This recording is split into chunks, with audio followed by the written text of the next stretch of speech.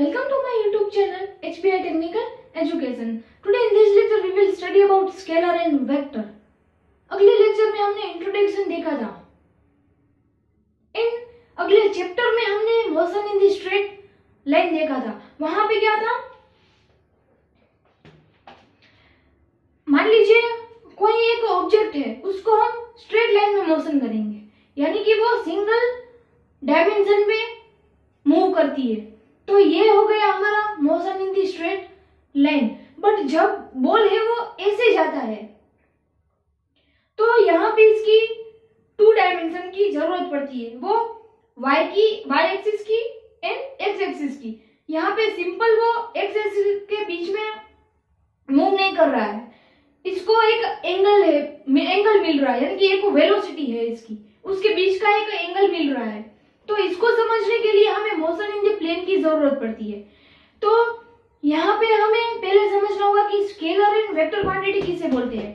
तो scalar quantity में क्या होता है, स्केलर क्वांटिटी में सिर्फ मैग्नीट्यूड होता है.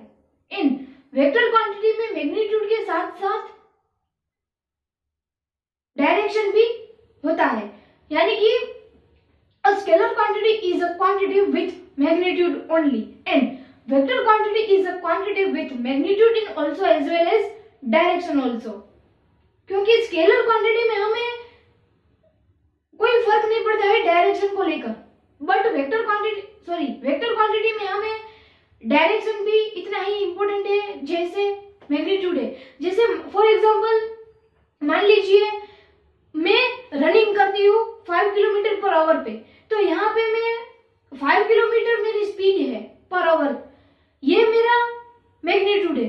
तो स्केलर क्वांटिटी में मुझे यही इंपॉर्टेंट है, मुझे वो नहीं यहाँ पे चाहिए कि मैं किस डायरेक्शन में रनिंग कर रही हूँ, मैं राइट में जा रही हूँ, मैं लेफ्ट में जा रही हूँ, यहाँ पे इसका कोई मीनिंग नहीं है, मुझे बस यहाँ पे मैग्नीट्यूड चाहिए. बट जब मैं ऐसा बोलूँ कि मैं कौन सी डायरेक्शन में रनिंग कर रही हूँ, जब मैं 5 किलोमीटर पर आवर पे रनिंग कर रही हूँ तब मैं कौन सी डायरेक्शन में जा रही हूँ, तो यहाँ पे हमें डायरेक्शन की भी जरूरत है. अगर मुझे जरूरत है तो मैं वेक्टर क्वांटिटी इसको बोलूंगी, क्योंकि वेक्टर क्वांटिटी में ही डायरेक्शन है वो ऐड होती है. तो यहाँ पे मैं ऐसा बोल सकती हूँ कि मैं 5 किलोमीटर पर आवर रनिंग कर रही हूँ, मैं नॉर्थ की ओर जा रही हूँ, साउथ की ओर जा रही हूँ, लेफ्ट जा रही हूँ, राइट जा रही हूँ. तो जब भी हम डायरेक्शन मेंशन करेंगे तो that is known as a vector quantity. अब हम बात करते हैं स्केलर एंड वेक्टर का रिप्रेजेंटेशन. ये स्केलर एंड वेक्टर को हम कैसे रिप्रेजेंट कर सकते हैं, यानी कि कैसे हम लिख सकते हैं, कैसे हम उसको रिप्रेजेंट कर सकते हैं. तो स्केलर क्वांटिटी में बहुत ज्यादा कोई ऑर्डिनरी नंबर ही हम रिप्रेजेंट करते हैं. जैसे हम बोलते हैं कि speed is equal to 5 kilometre per hour, तो यहाँ पे सिर्फ हमें ऑर्डिनरी नंबर की जरूरत पड़ती है, बाकी कोई यहाँ पे स्पेशली रिप्रेजेंट करने का जरूरत नहीं है. बट जब वेक्टर क्वांटिटी में जब मैग्नीट्यूड एंड डायरेक्शन दोनों होता है तो यहाँ पे कुछ उसका रिप्रेजेंटेशन भी अलग होना चाहिए ना. यस और नो? या डेफिनेटली. तो यहाँ पे क्या होगा, वेक्टर को हम डिनोट करेंगे एरो से, यानी कि ये एरो हमें ऐसा बताएगा कि ये कोई क्वांटिटी का मैग्नीट्यूड भी है, यानी कि डिस्टेंस भी है, एंड एरो ये यहाँ पे हमारा हेड है, ये क्या है, मुकुट, ये ताज है, वो हमें बताएगा कि वेक्टर, यानी कि हमें ये रिप्रेजेंट करेगा डायरेक्शन, यानी कि जो ये एरो है वो हमें रिप्रेजेंट करेगा एज अ वेक्टर. तो जब भी कोई क्वांटिटी के ऊपर ऐसे एरो दिया गया हो तो हमें ऐसा समझना है कि दैट इज वेक्टर क्वांटिटी. जब भी कोई क्वांटिटी के ऊपर ऐसा नहीं हो तो that is a scalar quantity, यानी कि वहां पे डायरेक्शन नहीं होगा, सिर्फ और सिर्फ मैग्नीट्यूड होगा. अब हम बात करते हैं फॉर एग्जांपल, मान लीजिए मुझे कोई मैग्नीट्यूड दिखाना है, भले ना वो वेक्टर क्वांटिटी है, बट मुझे ओनली मैग्नीट्यूड के ऊपर फोकस करना है. मैं 5 किलोमीटर पर आवर रन कर रही हूँ, भले मैं साउथ में रन कर रही हूँ, मेरी डायरेक्शन साउथ को जा रही है, बट उसको मैं डिनोट नहीं करती हूँ, मुझे उसका इंपोर्टेंट नहीं है. तो अब मैं यहाँ पे एब्सोल्यूट वैल्यू पुट करती हूँ, जिससे हमें पता चल पाएगा कि यहाँ पे मेनली फोकस किया गया है मैग्नीट्यूड के ऊपर. समझ रहे हो ना? तो जब भी कोई क्वांटिटी को एरो के साथ हम जब एब्सोल्यूट में रिप्रेजेंट करते हैं तो तब वहां पे हमें पता चलता है कि यहाँ पे सिर्फ हमें मैग्नीट्यूड की इंपोर्टेंट दी गई है। आपकी एनसीईआरटी बुक में ये एरो नहीं दिया गया है। वहां पे क्या है, कोई भी क्वांटिटी है उसको बोल्ड अक्षर में लिखा गया है। That is a vector quantity. यानी कि हम कोई वेक्टर क्वांटिटी को बोल्ड में भी लिख सकते हैं एंड उसके ऊपर एरो भी लगा सकते हैं। तो ये एरो का मीनिंग क्या होता है, ये हमारा हेड है एंड ये हमारा टेल है। जब भी हम ये कोई क्वांटिटी के ऊपर लिख देते हैं तो that is known as vector quantity. Text book में हमारे एनसीईआरटी क्लास 11 फिजिक्स की टेक्स्ट बुक में बोल्ड अक्षर में लिखा गया है। कंफ्यूज मत होना, कहीं पे आपको ज्यादा जगह पे आपको ये नहीं दिखाई देगा, बोल्ड अक्षर में दिखाई देता है, तो कंफ्यूज नहीं होना है। अब हम देखते हैं कॉम्बिनेशन ऑफ स्केलर, यानी कि जब भी कोई दो क्वांटिटी का हम प्लस करें या फिर माइनस करें, वहां पे हमें दो क्वांटिटी का यूनिट्स जो है वो डिफरेंट होना नहीं चाहिए। दो यूनिट है वो हमें सेम ही रखना चाहिए। For example 1 kg plus 5 kg, तो यहाँ पे हमें आंसर मिलेगा 6 kg। बट अगर हमें ऐसा दिया जाए 1 kg प्लस 6 ग्राम, तो हम कैसे आंसर फाइंड कर सकेंगे?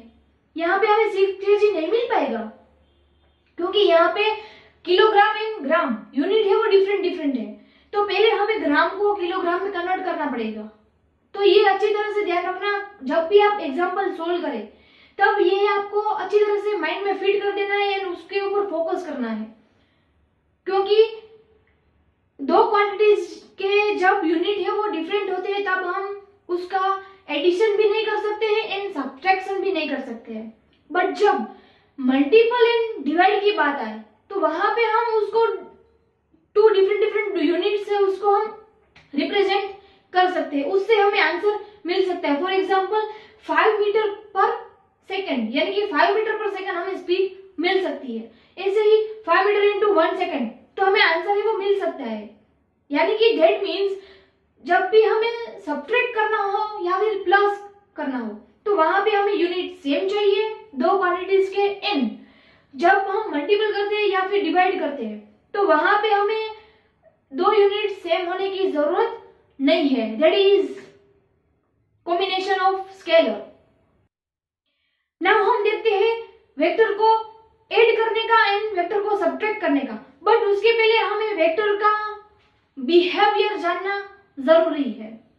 जब भी ये एक वेक्टर है उसको मैं ऐसे घुमाऊं तो यहाँ पे इसकी डायरेक्शन भी चेंज नहीं होती है एंड उसका मैग्नीट्यूड यानी कि उसका डिस्टेंस भी चेंज नहीं होता है।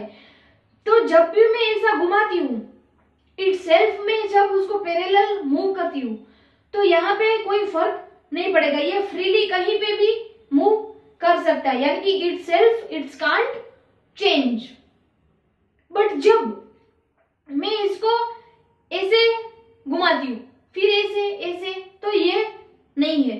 बट जब मैं इसको सेम डायरेक्शन में ध्यान में रखते हुए एंड मैग्नीट्यूड को ध्यान में रखते हुए मैं जब उसको पैरेलल घुमाती हूँ तो वो कहीं पे भी घूम सकता है। That means this is free vector, यानी कि if we displace a vector parallel to itself its remains unchange, तो उसे हम फ्री वेक्टर्स बोल सकते हैं।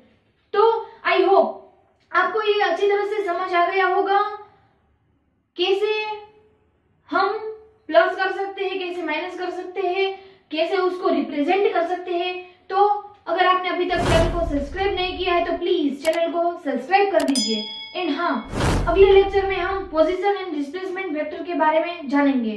तब तक के लिए हंसते रहिए, मस्त रहिए, हेल्दी रहिए। Thank you.